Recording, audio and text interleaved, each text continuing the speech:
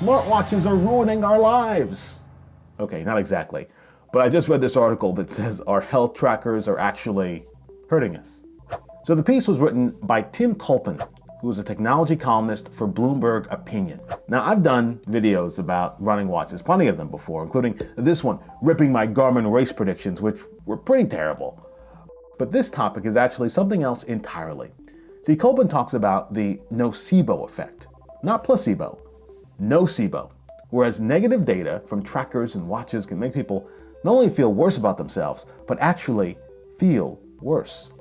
Now, I've never heard this before, but this is like a real thing, like an actual term, and I'll link to the article below. You can read it for yourself. Just to give you a sense of what he talks about, he quotes fitness podcaster and YouTuber Ali Spagnola, who describes waking up one morning and feeling rested, but then looking at her sleep tracker that says she slept poorly, then actually feeling worse, and less rested because she had been told she was.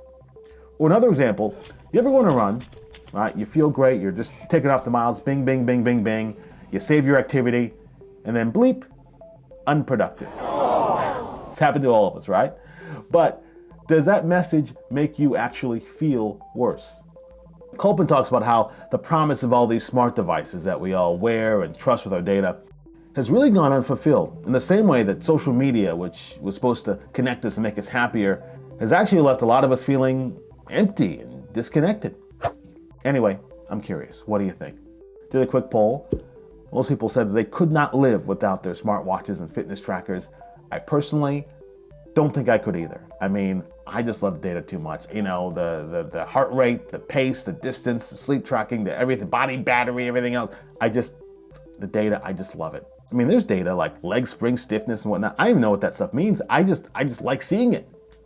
So I'm not giving it up. But I thought I'd just share a little food for thought